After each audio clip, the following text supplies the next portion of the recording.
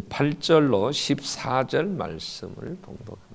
누가복음 2장 8절로 14절입니다. 그 지역의 목자들이 밤에 밖에서 자기 양떼를 지키더니 주의 사자가 곁에 서고 주의 영광이 그들을 두루 비추매 크게 무서워하는지라. 천사가 이르되 무서워하지 말라. 보라 내가 온 백성에게 미칠 큰 기쁨의 좋은 소식을 너희에게 전하노라. 오늘 다윗의 동네에 너희를 위하여 구주가 나셨으니 곧 그리스도 주시니라. 너희가 가서 강보에 쌓여 구유에 뉘어 있는 아기를 보리니 이것이 너희에게 표적이니라 하더니 호련히 수많은 천군이 그 천사들과 함께 하나님을 찬송하여 이르되 지극히 높은 곳에서는 하나님께 영광이요 땅에서는 하나님이 기뻐하시는 사람들 중에 평화로다 하니라. 아멘. 리션 찬양대 찬양 읽겠습니다.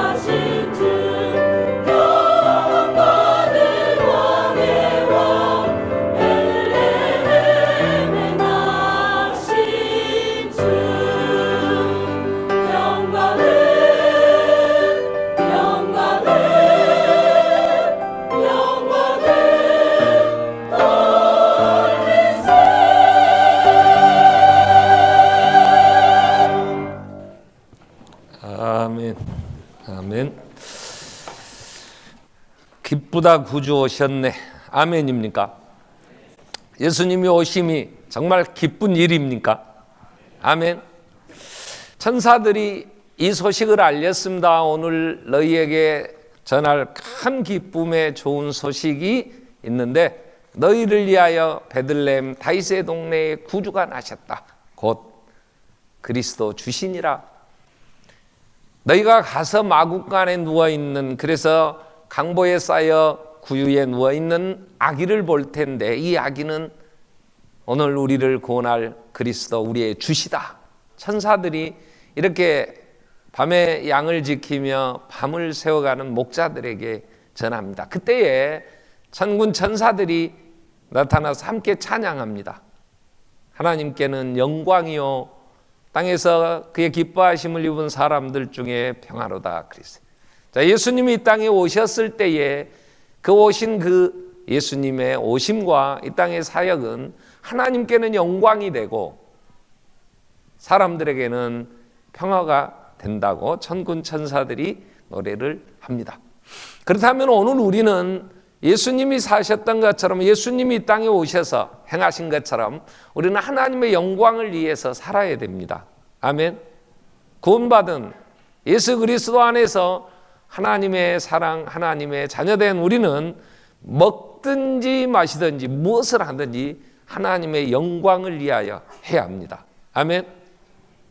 인간의 제일 되는 목적이 무엇이냐? 소요의 문답은 이렇게 물으면서 답을 이렇게 정했어요. 인간의 첫째 되는 목적은 하나님의 영광을 위하여 살고 그분으로 인하여 즐거워하는 것이 인간의 제일 되는 목적이다 그랬어요.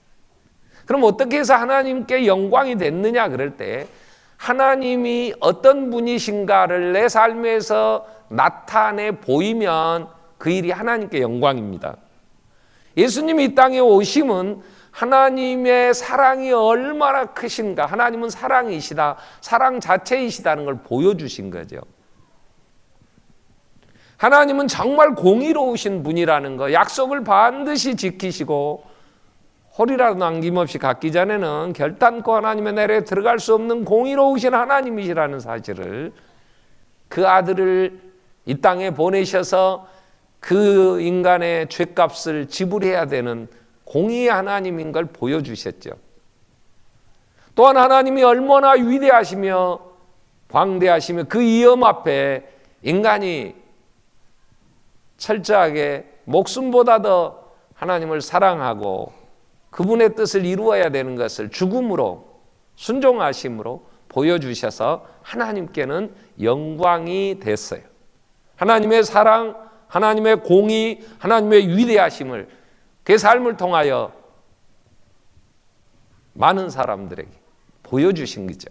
자, 오늘 우리는 주일날 생각했던 말씀이 이 하나님께 영광이 되는 삶을 사신 예수님에 대하여 우리는 살펴보았고, 오늘 성탄 이 아침에 생각하려고 하는 건 이제 땅에서는 하나님의 기뻐하심을 입은 사람들 중에 평화라 그랬어요. 평화라. 여러분, 하나님의 자녀는 마태복음 5장 9절에 예수님은 이렇게 말씀하시지요. 화평케 하는 자들은 복이 있다. 화평케 하는 자는 복이 있나니 이는 하나님의 아들이라 일컬음 받을 것이다 그랬어요. 그러니까 하나님의 아들이라면, 우리는 하나님의 자녀라면 우리는 이 땅에서 화평케 하는 자, 피스메이커가 돼야 된다는 거죠. 근데 예수님은 이 땅에 오셔서 우리의 평화, 우리의 화평이 되셨다는 거죠. 그렇기 때문에 그러면 예수님이 어떻게 사셨기에 이 땅에서 참 평화가 되셨느냐는 거죠. 자, 예수님의 삶을 우리는 한 단어로 설명은 할 수는 없죠. 그러나 예수님의 이 땅의 지상의 삶을 정리하는 단어 중에 몇 개 단어를 우리가 살필 수 있는데, 첫째는 섬김이라는 단어예요. 예수님은 마가복음 10장 45절에 이런 말씀을 하시죠. 인자가 온 것은 섬김을 받으려 함이 아니라 도리어 섬기려 하고 자기 목숨을 많은 사람의 대속물로 주려 함이니라 그랬어요. 예수님 자신이 이 땅에 오셔서 나는 섬기러 왔다. 이 땅의 평화가, 이 땅에 정말 화목한 그러한 가정, 그러한 사회, 그러한 세상이 되려고 하면 섬김이 없이는 평화가 오지 않아요. 예수님은 이 땅에 나는 섬기러 왔다. 그래서 마지막 십자가를 지시기 전날 밤 제자들을 불러 모아놓고 요한복음 13장에서 보면 1절 이후에 제자들의 발을 씻기십니다. 내가 이렇게 행한 것은 너희도 행하게 하려 하여 내가 본을 보였다, 이런 말씀을 하시면서 제자들의 발을 씻기시죠. 그때의 제자의 발을 씻기시는 예수님 앞에 어떻게 우리의 주가 되시며 선생님 내 발을 씻깁니까? 그건 가장 천한 노예가 집에 오는 손님의 발을 씻겨주는 그러한 일들이었어요. 더 낮아지실 수 없을 만큼 낮아지신 예수. 빌립보서 2장 5절 이후에 너희 안에 이 마음을 품으라고 그리스도 예수의 마음이니, 그러면서 6절부터 뭐라고 얘기를 하십니까? 그는 근본 하나님의 본체시나 하나님과 동등됨을 취할 것으로 여기지 아니하시고 이 땅에 오히려 자기를 비워 종의 형체를 가지고 사람들과 같이 되셨고, 그리고 죽기까지 복종하셨으며 사람의 모양으로 나타나서 자기를 낮추시고 죽기까지 복종하셨으니 그 십자가의 죽으심이라. 섬김은 비우는 거예요. 내가 낮아지는 거예요.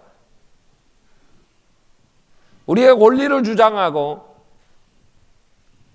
우리가 받을 그 영광, 그 칭찬을 다 받으면 섬김이 되지 못하더라. 하나님이 인간이 되셔 오셨어요. 그걸 낮아지심이라 그래요. 그걸 우리를 섬기신 주님이 입으로 한 게 아니고 정말 우리를 섬기시려. 그래서 섬김은 나눔에서 완성이 됩니다. 섬긴다면, 나누지 않으면 그건 위선이에요. 요한 1서에서 요한 사도는 3장 16절부터 이런 말씀을 하죠. 그가 우리를 위하여 목숨을 버리셨으니 우리가 이로써 사랑을 알고, 사랑이라는 건 우리를 위하여 예수 목숨을 버리신 게 사랑이다. 그래서 우리도 형제를 위하여 목숨을 버리는 것이 마땅하다. 누가 이 세상 재물을 가지고 그 형제의 궁핍함을 보고도 도와줄 마음을 닫으면 하나님의 사랑이 어찌 그 속에 거할 수 있겠냐. 그러므로 우리가 18절에 말과 혀로만 사랑하지 말고 행함과 진실함으로 하자 그랬어요. 우리는 이 땅에 정말 화평케 하는 자, 하나님의 아들의 삶을 살아야 된다면 아들로 사신 예수, 그분은 정말 이 땅에 오셨어요. 하나님이 창조주가 피조의 세계에 들어오신다는 건요, 글쎄요, 우리의 생각으로 이해할 수 없는 거예요.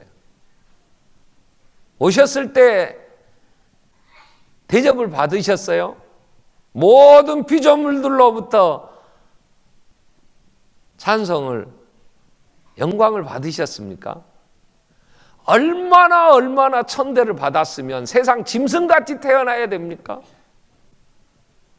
그때 누구도 자기의 방을 내어주지 않았어요. 왜요? 그때는 이미 예루살렘은 전 세계의 유대인들이 모이는 그런 절기였기에 여관에 있을 곳이 없었다 그랬어요. 사관에 있을 곳이 없습니다. 빈방 없습니까? 그리고 찾았으나 누구도 자기의 권리를 내놓지 않았어요. 자기가 그러한 쉴 수 있는 공간을 예수에게 내놓는다면, 그 만삭된 마리아에게 내어놓는다면 그 사람은 희생이겠죠. 그 사람은 많은 불편함이 있었겠죠. 그러나 누구도 만삭되어 해산해야 되는 여인에게 사랑을 베풀지 않았어요. 그래서 갈 수 있는 곳이 어디였어요? 마국간에 그 더럽고 추한 냄새난 곳에 몸을 풀어야 했어요. 거기서 나신 아기 예수는 우리의 주요 그리스도이신데 그를 보자기에 싸서 말밥통에 뉘어놔야 할 만큼 초라했어요. 그리고 그분이 십자가에 죽을 때까지 얼마나 많은 멸시와 조롱을. 그럼에도 예수는 이 땅에 오셔서 그의 삶을 사신 거예요. 그래서 마지막 죽으시면서 나는 섬기러 왔다 그랬어요. 나는 섬기는 자 중에 너희에게 있다. 섬기는 자로 너희 중에 있으니 너희도 누구든지 으뜸이 되고자 하면 낮아져야 된다. 종이 돼야 된다. 섬기는 자. 이게 하나님의 나라, 평화의 나라. 여러분, 오늘 우리는 이 땅에 평화가 없어요. 왜요? 아침마당이라고 하는 박금희 아나운서가 수년 진행하는 프로에 어제 신부님이 한 분 나오셨어요. 자기를 소개를 이렇게 합니다. 어디 가면 신부님 이렇게 부르는 사람이었고 조폭, 조직폭력배 같은 사람, 얼굴을 딱 보면 그럽디다. 조폭같이 생겼더라고. 근데 그분이 나와서 모레 끝까지는 다 안 봤어요. 앞부분에 이런 얘기를 해요. 왜 나왔느냐 그럴 때 이 세상이 우리 서로 공유해야 되고 이게 나누어야 되는데 공유와 나눔의 반대말, 저는 착취나 탈취나 이렇게 생각했어요. 근데 공유와 나눔의 반대말은 소유입니다 그러더라고요. 야, 그렇다. 내가 내 것을 소유하는 것은 나눔의 섬김의 반대말이에요.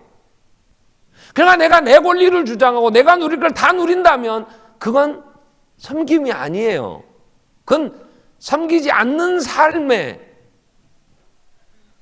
모습이 내 것을 내 것이라고 주장하면 내 권리를 누가 침해하는 것을 용서하지 못하고 용납이 안 되고 내가 내 것 갖고 쓰는데 늘 하는 말이잖아. 내가 힘들어 번 돈 내가 쓰는데 네가 무슨 말이 맞느냐. 이건 섬김은 아니에요. 이건 예수의 삶은 아니에요. 그리스도인이 살아야 될 삶의 자세는 아니에요. 분명 우리에게 본을 보이신 주님이 이 땅에 평화로우신 주님은 섬기셨어요. 그리고 철저하게 나누셨죠. 그래서 예수를 생각하면 언제나 우리는 나눔이, 그래서 성탄절에 구세군들의 종소리도 있어요. 연말에 사랑의 탑, 얼마나 기부하며 얼마나 나눔에 동참하느냐에 따라서 온도계가 100도까지 올라간다고. 구세군 모금액이 올해 70억이라고 그래요. 거리에 모금할 목표가 45억이고 기업인들에게 또 개인들에게 기부를 받을 25억 합쳐서 70억을 작년 68억이었는데 2억을 더한다고 구세군단체에서 발표를 하더라고요. 내 것을 내 것이라고 내가 힘들게 내가 애써서 내 수고해서 내가 모은 것 내가 번 것 내가 쓰겠다고 하는 것은 섬김이 없는 갈등, 그로 인하여 많은 분쟁, 많은 전쟁, 이 세상에 많은 악이 거기에 있단 말이에요. 예수님이 이 땅에 오심은 하나님과 동등됨을 취할 것으로 여기지 아니하시고 자기가 비우셨어요. 철저하게 나누셨잖아요. 그래서 그는 이 세상에 예수의 그 나라, 그 이름이 불려지는 곳에 평화로운 나라를 세우시고 계시고 만들고 계시는 거죠. 그래서 예수님이 이 땅에 오셔서 우리를 섬겨주심으로 평화가, 그 나라가 이루어지는 거죠. 또 하나 예수님의 생애를 얘기를 한다면 우리는 또 하나 단어를 생각해야 되는 게 섬김과 함께 생각할 단어는 용서예요. 용서. 예수님이 이 땅에 오셔서 철저하게 섬기심으로 우리는 하나님 앞에 용서함을 얻게 되죠. 그래서 그 하나님 그 모든 책임 그리고 그 저주 진노를 받아야 되는데 예수의 섬김이 하나님과 우리의 화목제물이셨기에 또한 사람과 사람 사이에 막혀있는 모든 것들을 허무는 화목제물이셨기에 예수 안에서 하나님과 우리는 화목하게 되었고 평화를 누리며 사람과 사람 사이에 참된 평화가 이루어지는 거예요. 그런데 용서라는 건요, 용서가 성립이 되려면 희생이 없는 용서는 용서가 아니에요. 용서를 한다는 건 내가 입은 피해를 내가 그걸 감당하면서, 그 아픔, 그 쓰라림을 내가 감당하면서 형제에게 그 대갚아주지 않는 게 용서예요.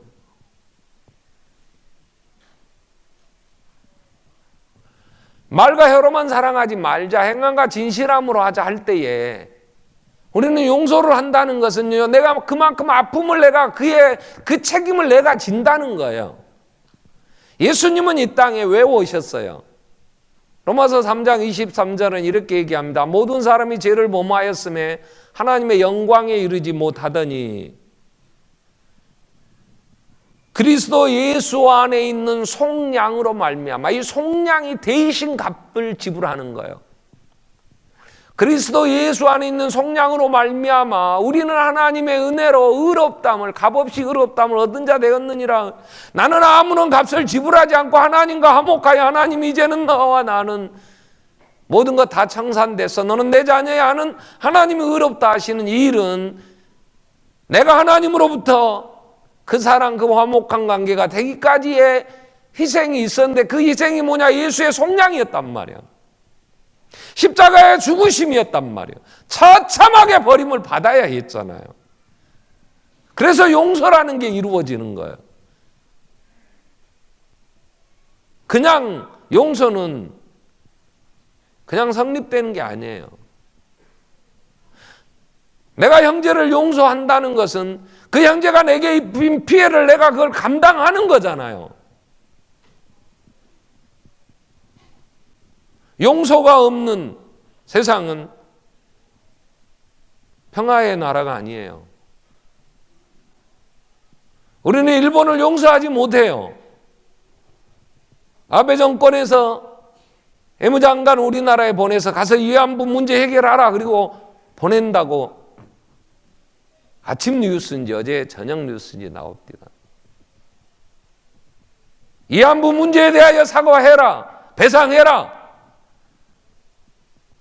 우리는 용서할 수 없다 그래요.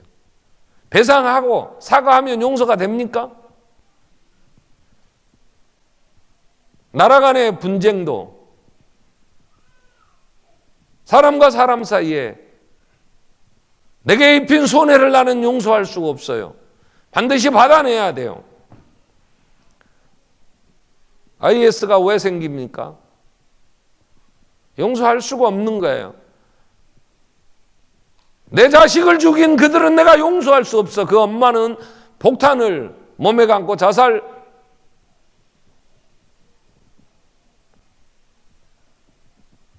폭탄을 그 몸에다 휘감고 자살하면서 죽이겠다는 거잖아요. 용서가 없는 나라에, 용서가 없는 곳에는 절대로 평화는 깃들지 않아요. 내 자식이 잘했고 잘못했고를 떠나서 내 자식을 죽인 그들을, 이 세상을 용서할 수가 없다고 어머니들로 구성되는 이런 자살 특공대들이 결성되는 이유는 용서가 없기 때문에. 용서가 없을 때에 우리는 내 마음에 평화가 없어요. 천지창조라는 그림을 그린 레오나르도 다빈치가 마지막 만찬에 대한 예수님의 그 최후의 만찬을, 레오나르도 다빈치 최후의 만찬을 그리는데 예수님이 가운데 계시고 양쪽에 제자들이 있습니다. 그 그림을 그릴 때에 같은 동료인 화가와 굉장히 다툼이 있었대요.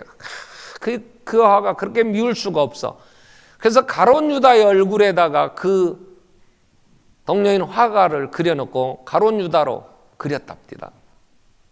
그리고 마지막 이제 예수님의 얼굴을 그려야 되는데 도저히 예수님의 얼굴이 떠오르지 않는 거야. 어떻게 그려야 될지 너무 괴로웠대. 며칠 밤을 그 불편한 마음에 예수님의 얼굴 형상을 어떻게 그려야 될지 떠오르지 않으니까. 왜 이럴까? 그럴 때 그 화가의 미운 친구 미움이 그 속에서 평화를 빼앗아 가는 거예요. 그것 때문에 예수의 형상이 그려지지 않아요. 그래서 레오나르도 다빈치는 가룟 유다의 얼굴을 다시 지웠답니다. 그리고 그 동료 화가를 용서하고 이해할 때에 예수의 형상이 그릴 수 있는 형상이 떠오르더라는 거예요. 그래서 이 최후의 만찬을 마무리했다고 그런 일화가 전해져요. 여러분, 우리는 내 안에 용서가 없을 때 우리는 내 자신과의 관계에서도 평화를 이룰 수 없어요. 그런데 용서는 그냥 되는 게 아니에요. 정말 용서할 수가 없어요. 이분 그 피해가 크니까 어떻게든지 받아내야 되겠어. 그래서 성경을 찾습니다. 이는 이로 눈은 눈으로. 근데 이 땅에는요, 이는 이로 눈은 눈으로는 절대로 성립이 안 돼요. 한 눈을 뽑힌 사람이 내 눈을 뽑은 자의 눈 하나만 빼면 용서가 됩니까? 눈 뽑힌 사람은요, 한 눈을 뽑힘 당했다면 그 온수의 두 눈을 뽑아도 용서가 안 되는 거예요. 자식까지 다 뽑아도 그 분노는 삭히지 않아요. 없어지지 않아요. 사랑으로 용서하지 않으면 평화가 이루어질 수 없지요.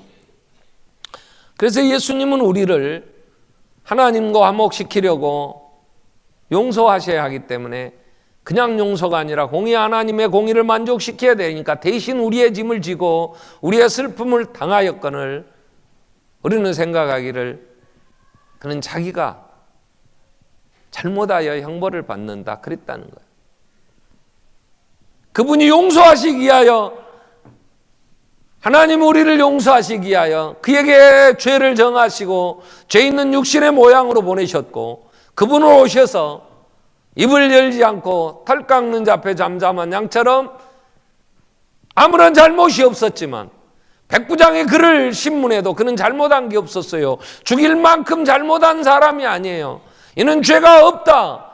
빌라도에게 가서 사형 언도를 내려달라고 구할 때도 빌라도마저도 그를 죽일 뿐이 아니었어요.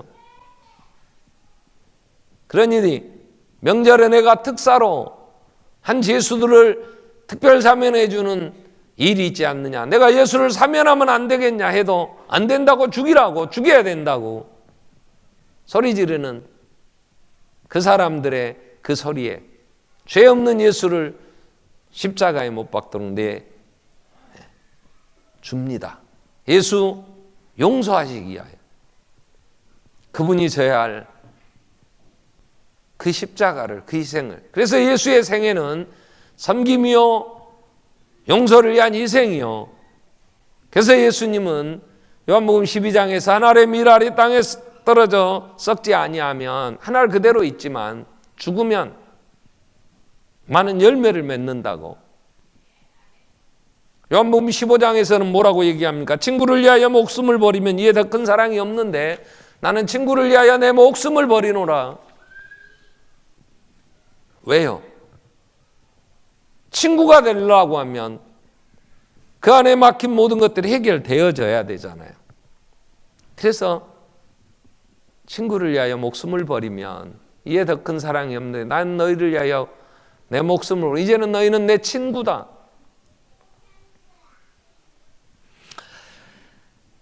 자, 오늘 우리에게는 하나님의 자녀라는 이름으로 불려져야 됩니다. 누구를 하나님의 자녀라 일컫느냐고 예수님은 분명하게 마태복음 5장 9절에 얘기를 하셨어요.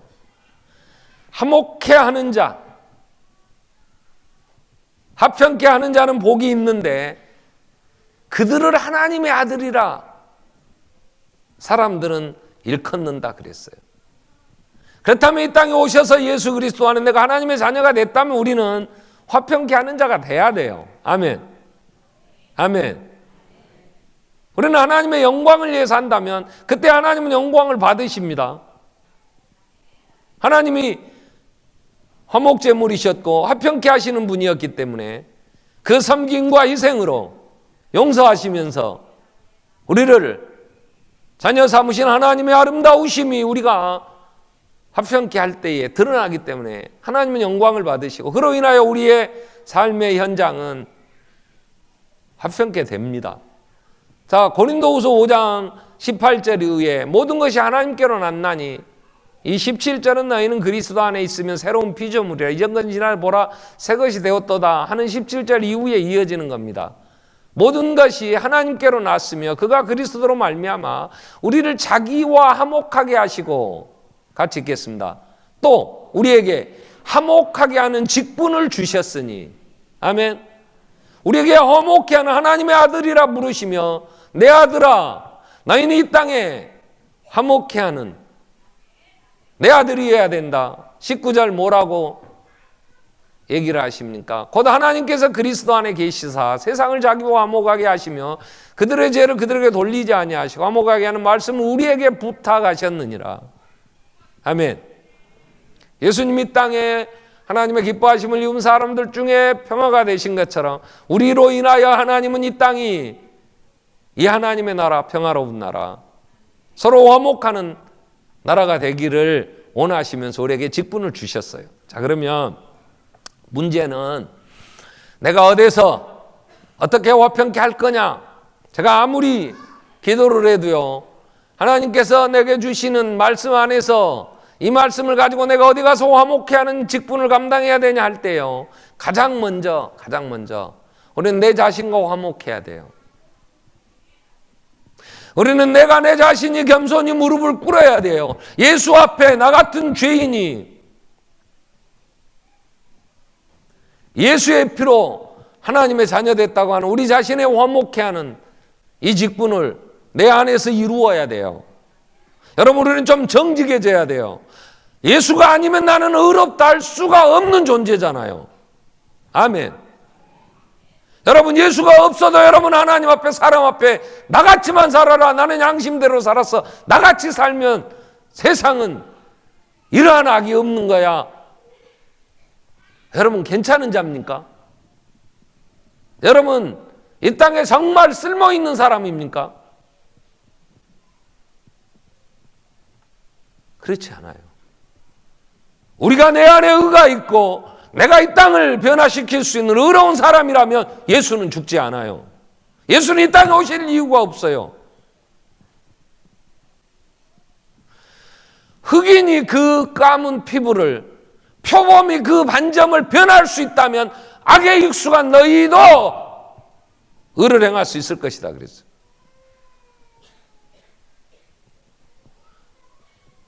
마이클 잭슨은 흑인 됐다고 하는 사실 때문에 그 피부를 변해보려고 피부를 깎고 피를 다 바꿔보고 결국 그래서 죽었어요. 근데 그 피부를 변할 수 없었어요.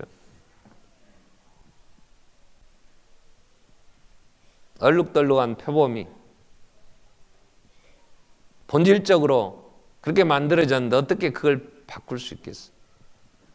그렇다면 악에 익숙한 우리는 예수가 아니면 하나님 앞에 설 수 없어요. 모든 사람이 죄를 범하였으며 하나님의 영광에 이를 수 없었어요.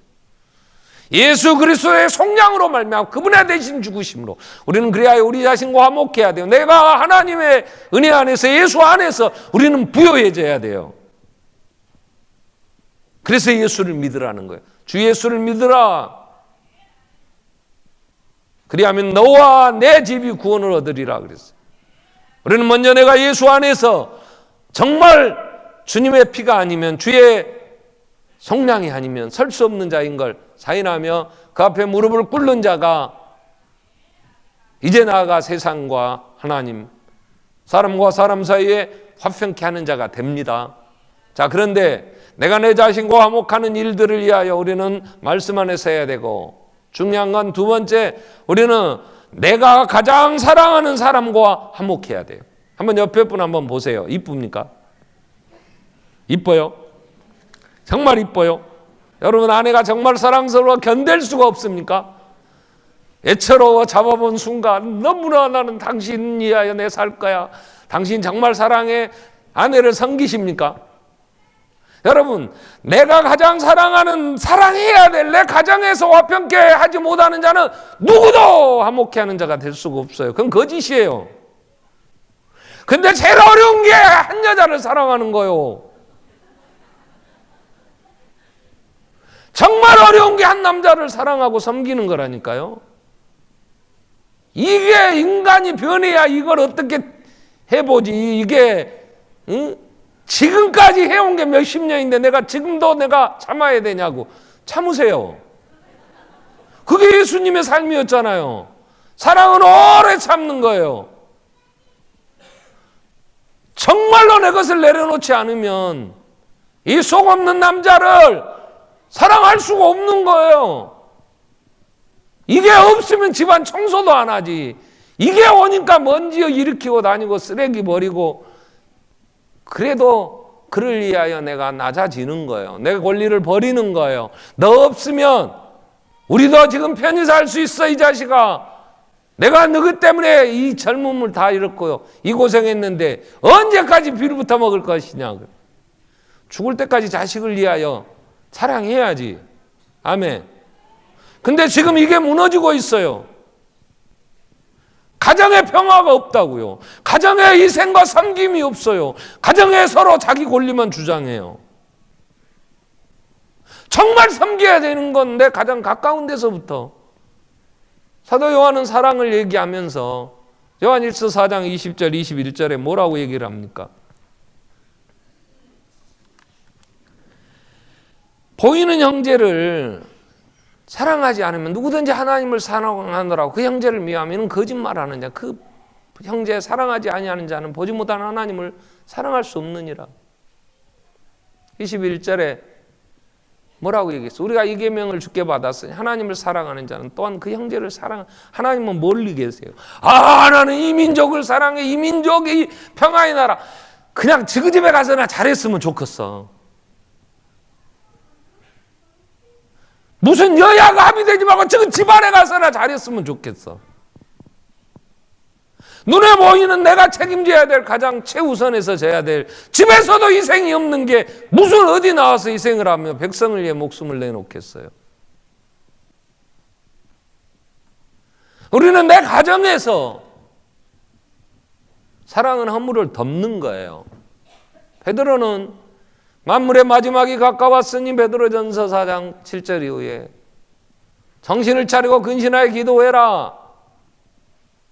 9절에 뭐라고 얘기를 하면 무엇보다 뜨겁게 서로 사랑할지 사랑은 허다한 죄를 덮느니라. 그랬어요. 왜 아내의 허물이 안 덮어집니까? 왜 남편이 나에게 이 분피해가 이렇게 용서가 안 됩니까? 당신 나 처음 시집 왔을 때 뭐라고 그랬어? 당신 엄마하고 둘이 나한테 뭐라고 했어? 왜 그건 30년이 넘어도 용서가 안 되는 거요? 왜 이해가 안 되는 거요?